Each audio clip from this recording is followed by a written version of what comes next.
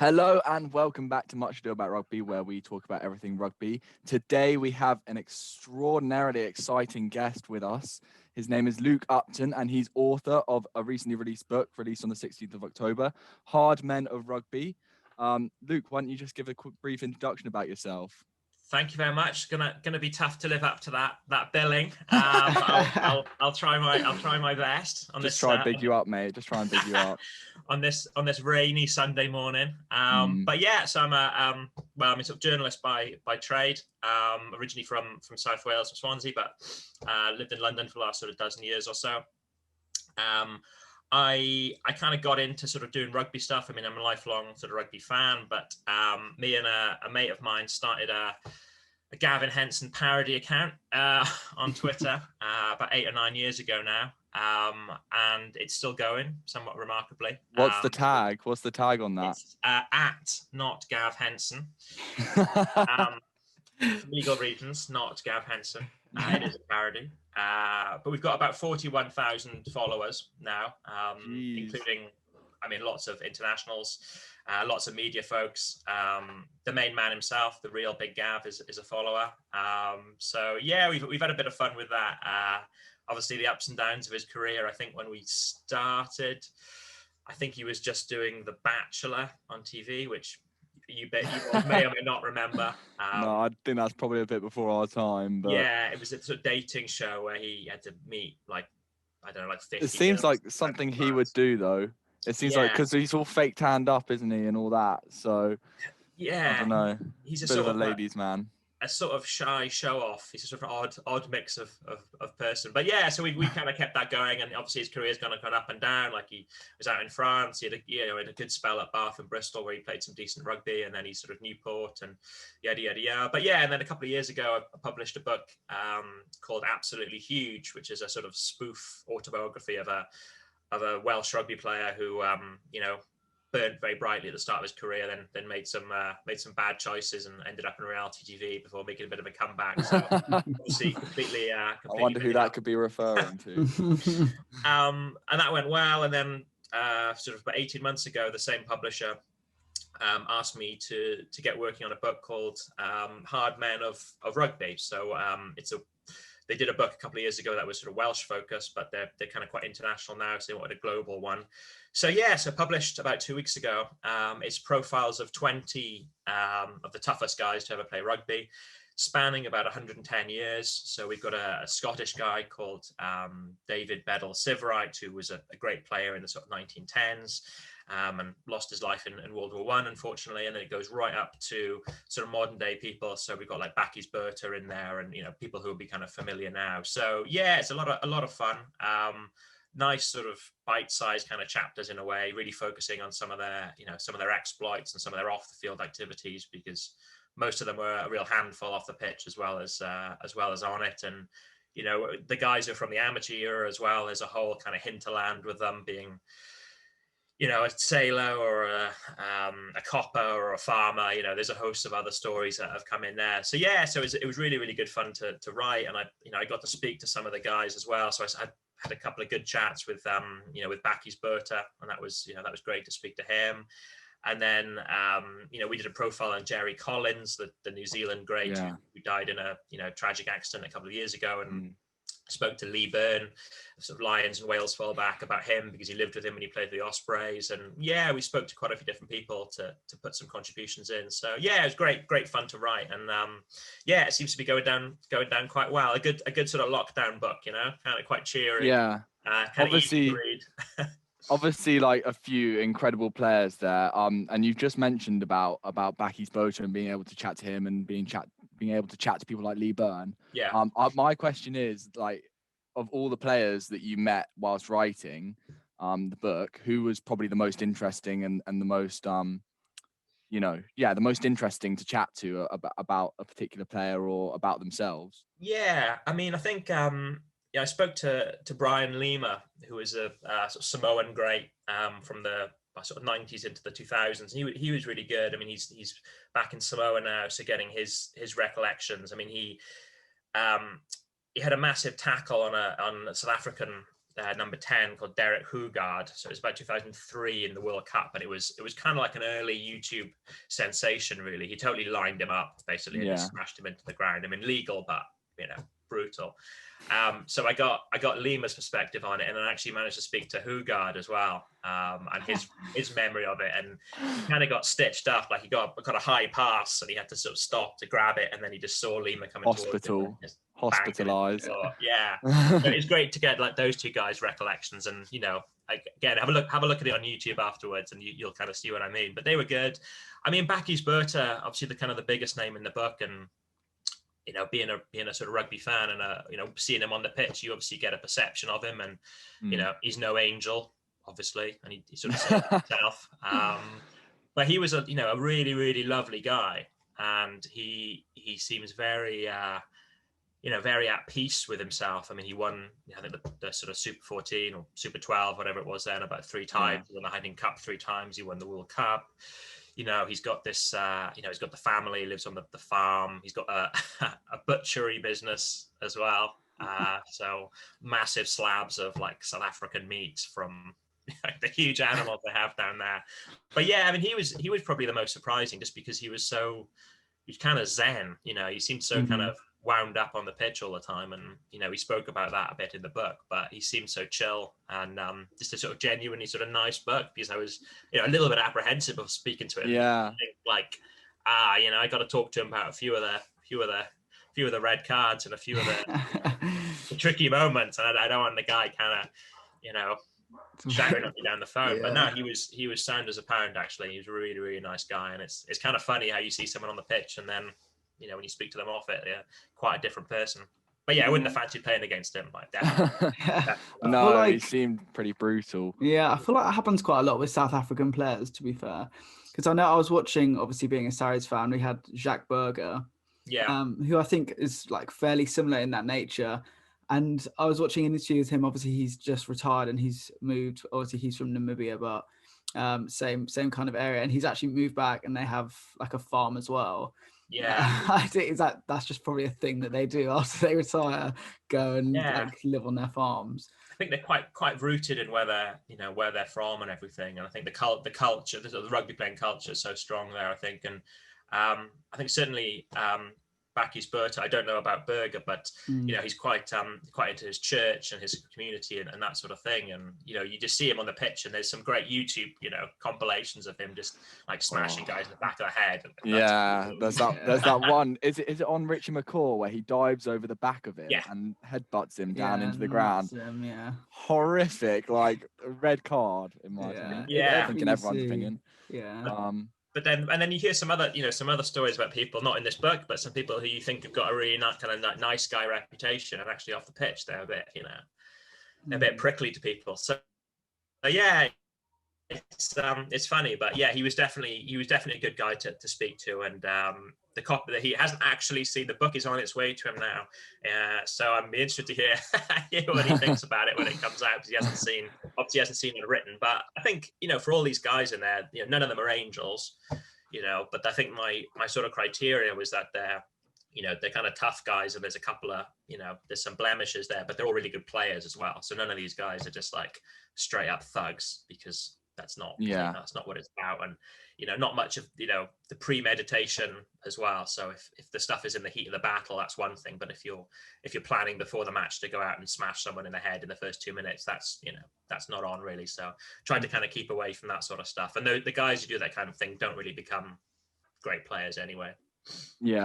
And I would just ask, so we've asked who you've met that's been the most interesting to meet, but obviously you've written about players that fought in World War One, who you've already mentioned, and I would just ask question, who did you enjoy writing about the most as in the book, or were they all kind of equal? Did every player have their kind of highlights, and each player stands out for you for a different reason, or is there one that really stood out to you? It's a good question. I mean, as a Wales fan, obviously, writing about Scott Gibbs, he was kind of like my sort of era when I was younger. So he's like quite a special player. Like Jerry Collins, I mean, a kind of remarkable guy. and he played for the Ospreys, so Ospreys fans are a bit of a resonance there, and obviously terribly sad what happened to him. I sort of got an attachment to to all of them in a way. You spend a bit of time in their in their worlds, and you kind of get into it. But I think probably the most interesting guy, admittedly because of the sort of circumstances that he lived, was the first chapter in the book. So it's a guy called Paddy Mayne. So he was a guy from Northern Ireland, and he played for Ireland and the Lions in the kind of mid to late 30s. So a really good player for them. Went on a tour to South Africa, a bit of a hellraiser down there. But he basically was a co-founder of what would become the SAS in World War II. So crazy exploits, him in North Africa, him in Italy, him in Germany, him in France, just sort of, single-handedly rescuing guys from under machine gun fire, and, all kind of like boys' own sort of stuff. But then you look a little bit more at him, and he was a bit troubled as well. I think he was a bit of a loner and a bit of a drinker, and probably now you would say that he had sort of PTSD or something, because of what he kind of went through in World War II. You couldn't come out of it sort of unscathed.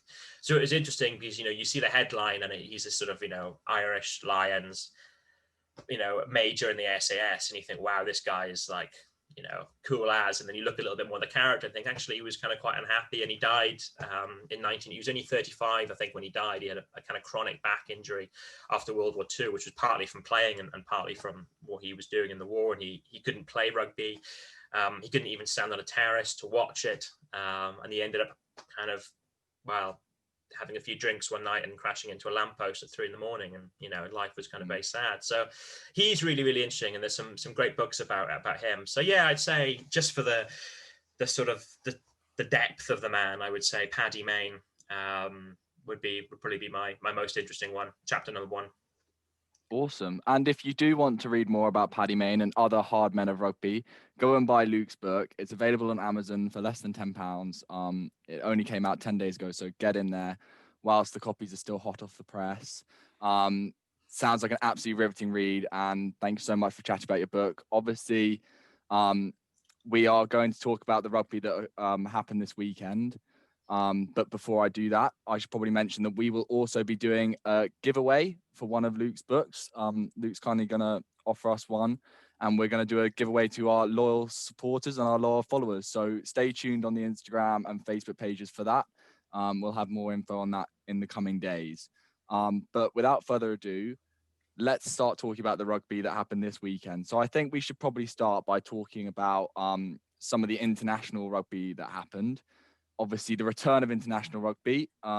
We had a Six Nations match, Ireland versus Italy, and a Six Nations warm-up game on the same day, France versus Wales. Macsen, which one do you want to talk about first? Let's talk about the Wales game first. Awesome. Okay. So, Luke, you watched this, and you're a Wales fan, I assume. Yes. Yeah, I did watch it, and it's obviously a disappointing result. You go 10-0 up, and it's obviously disappointing to lose that.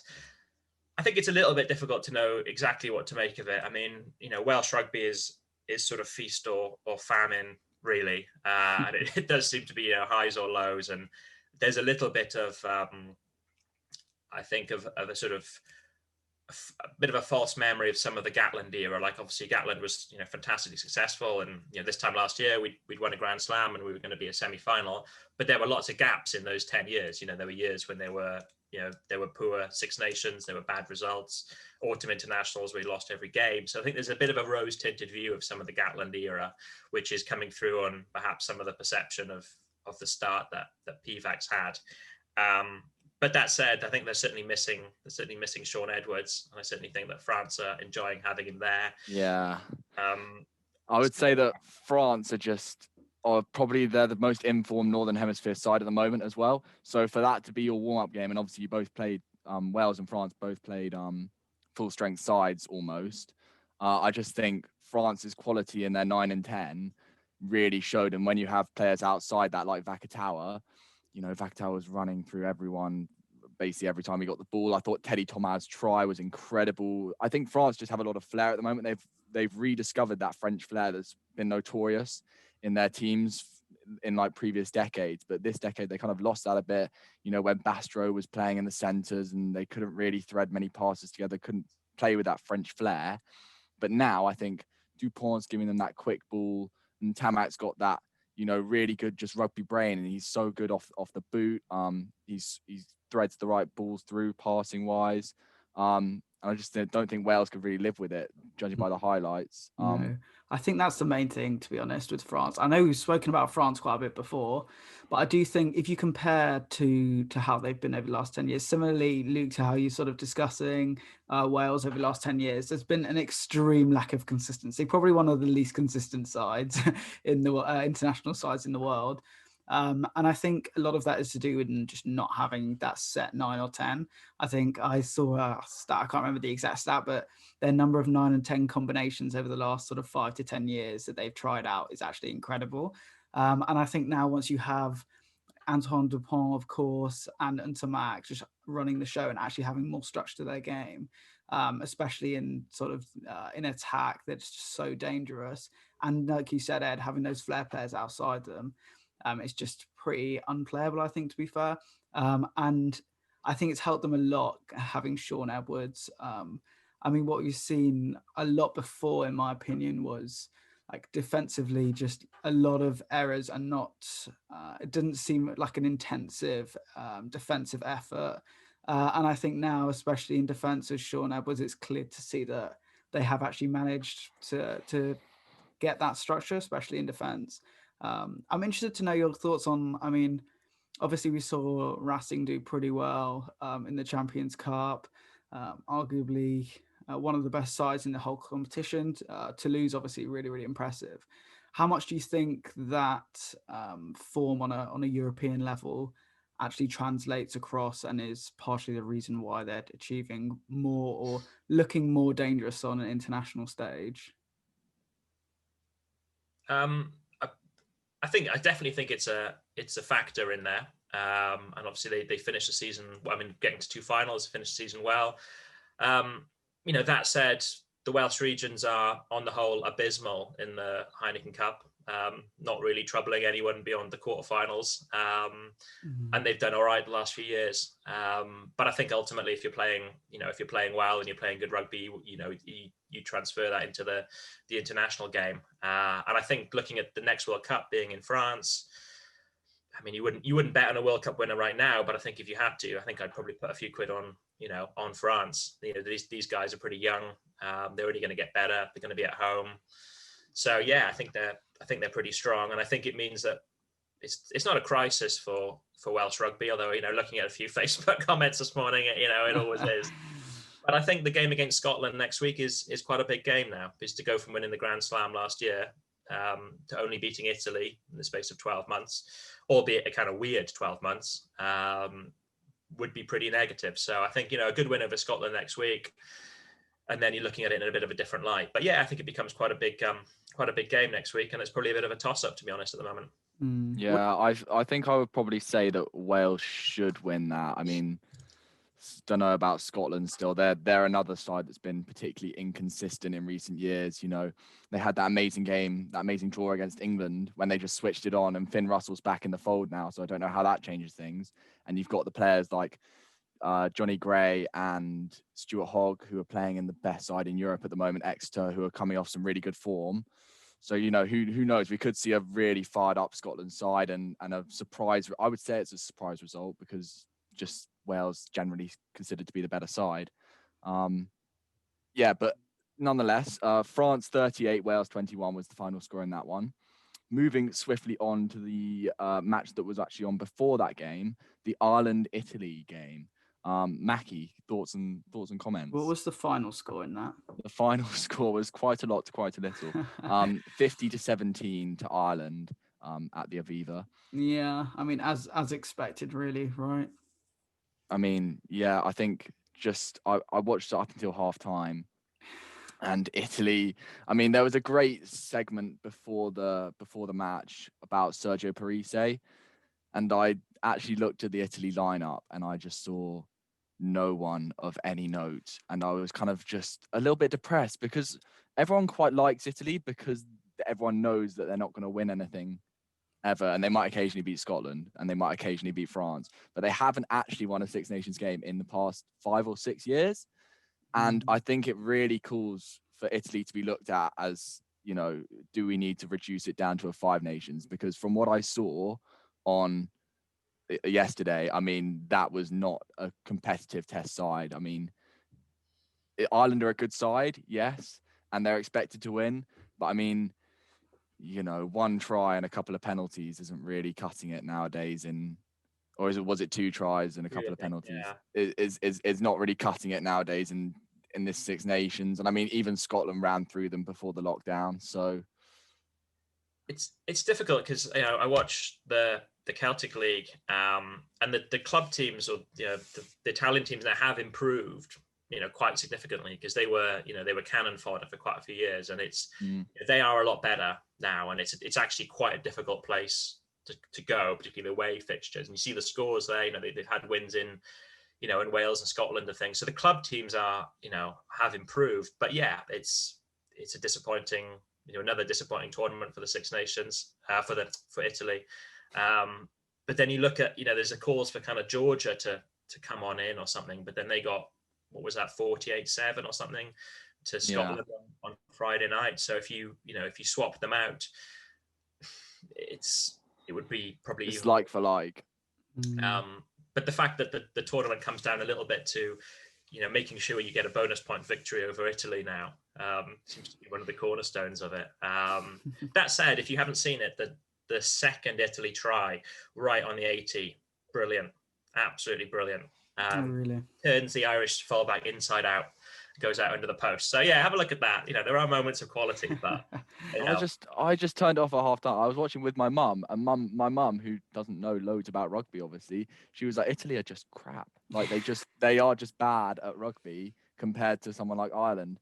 And I mean, I don't know, maybe it's just a personal thing for me. I just would prefer if the Six Nations was more competitive and they just took that fixture out. And Italy, I mean, it's unfair a little bit on Italy because they will feel like they deserve to be there, but at the same time, you need to at least have a chance of winning a game.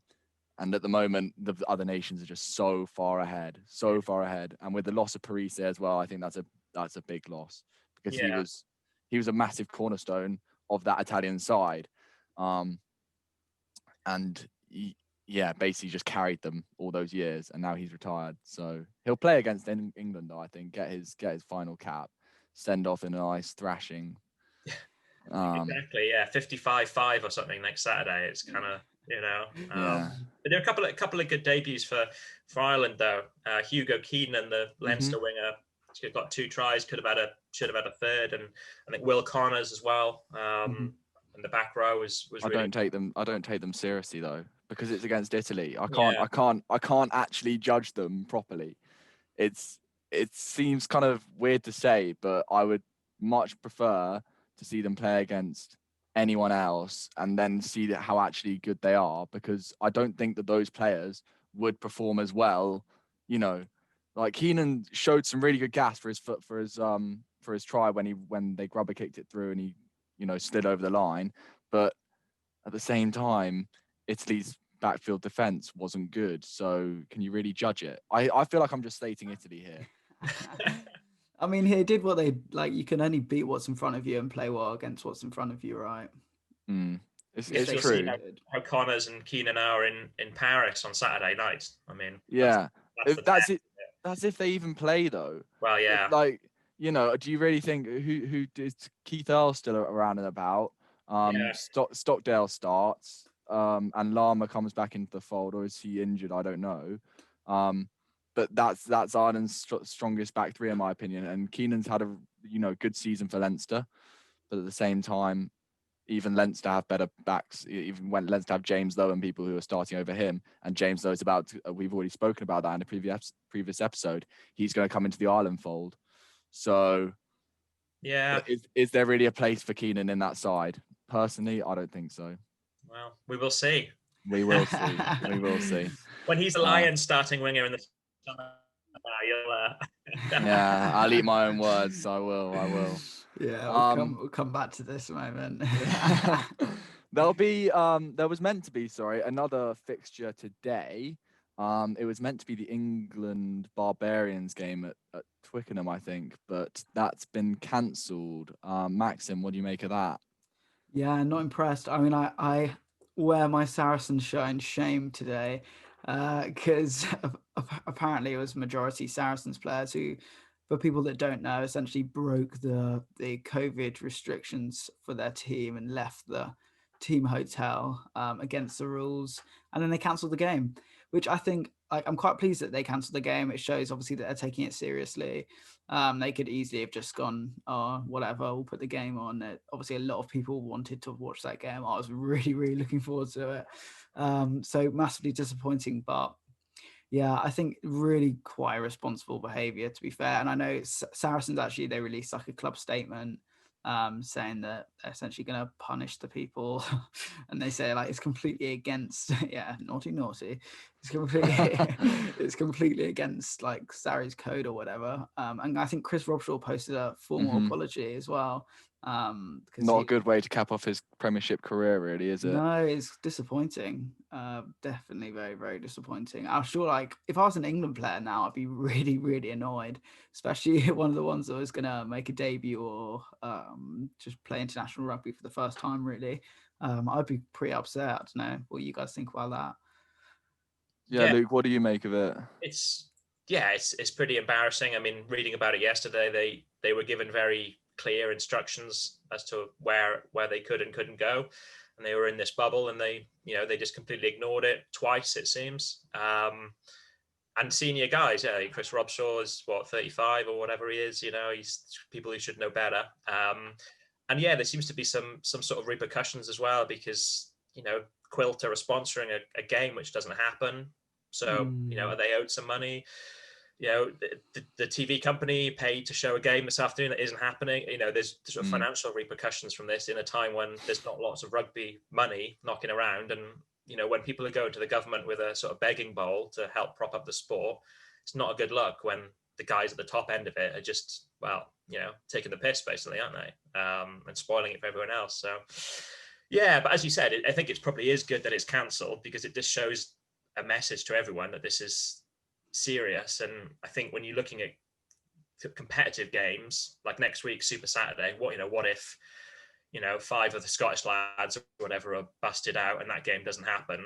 What does that mean for competitive games? For Barbar's England game, it's not the end of the world perhaps, but when you start looking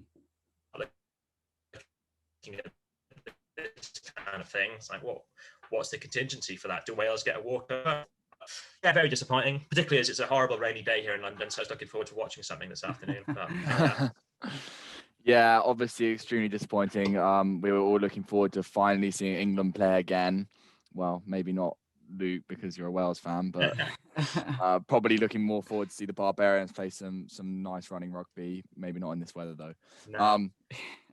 No. So the final game which we have to talk about, probably I would say the most important game of the weekend, was the Premiership Final, which was won by Exeter 1913, who beat a resilient Wasps side. And yeah, so Exeter have now done the double, like following in Saracens' footsteps. Extremely good side. We've already mentioned them a ton of times before. But Luke, you didn't watch the game, no? No, I'm not sure how much you really missed out. It was an extremely wet and windy and cold night at Twickenham. But Macsen, you did watch the game, so tell us your thoughts. Yeah, I thought, despite the weather, I actually thought it was a really, really good game. Really exciting. Obviously, we didn't see absolutely incredible rugby, but no, I thought it was really sort of quite an interesting game to watch in terms of decisions, for sure. I mean, if I was to pick a moment of the match, I think it was when Exeter were 16-13 up, and I think there was about 8 minutes to play. And Wasps had a penalty on Exeter's 5-meter line, and then they made the decision to kick to the corner and lost the line-out ball, which was essentially Can I just mention the game. That's that hooker, their sub-hooker, Ogre, I think his name is, and I was really confused because obviously it was the coldest, wettest night. No one could keep a hold of the ball. And what line-out call does? It must be Joe Launchbury doing the calls, surely. And he calls like middle/back ball at the line-out, and you think, surely you go front and try and maul, like just get up in front of Exeter, secure the ball, make sure you've got possession. Don't try and do some sort of flare line-out move at the back, because you can't catch the ball. And it just so happened that Ogre chucked it in, and it was not the best. Sorry, let's just put it that way. Yeah, I mean, to be honest with you, like Wasps line out was terrible all day, and I think if you combine that with the weather, that was clear, and the fact that it was a sub hooker who just come on, and you're throwing to the back of the line out. Yeah, fine, your maul might have more of a chance if you throw it to the back, but it's kind of like the percentage play, right, is to play it safe. Like you literally, this is to win the Gallagher Premiership, and you've just made a silly call. And not executed it properly, which it was super disappointing. Obviously, I was supporting Wasps in the match. I was a bit disappointed at that, but no, hats off to Exeter. They 100% deserve it. They were absolutely incredible. I think my standout performer, actually, who I don't think got enough credit really, was Johnny Hill. He was really, really impressive to me. I think people don't talk about him enough, in my opinion. He definitely played absolutely excellently. Also, someone who I thought played really, really well was Jacob Umaga for Wasps. So that's the Wasps number 10. It's actually quite funny. If you listen back to our first episode, we talk about Jacob Umaga not in the best light, because he was on that's Ian McGeechan's top 10 young players to watch. Yeah, I didn't say anything nice about him. Clearly knows far more about rugby than us, because we did not back that decision. We also didn't back about Joe Simmons, did we? Because they had about 3 England 10s on the list. Yeah. Who were all really young. And I was like, you can't have this many 10s. They're not all the best players. But obviously we've been proven wrong, because Joe Simmons is absolutely insane as well. But Luke, any comments on Exeter at all? Just generally, obviously you didn't watch the match, but as a team. Yeah, I mean, just sort of very, very impressive, really. And I think I'm sort of glad they won yesterday. And Macsen, I don't want to run down Saracens for the last few years, but you could probably argue that there should have been one or two more titles in there if things have been a little bit different. But yeah, I think it's a great story. I think there's a little bit of a little bit rose tinted. I think some of the views on Exeter. I mean, they've obviously grown quite organically, but there's obviously been quite a bit of money behind it as well. But yeah, worthy winners, and also fair play to Wasps, so because they're such an up and down week, and they actually could have come away with the win yesterday. And yeah, funny, we started talking about.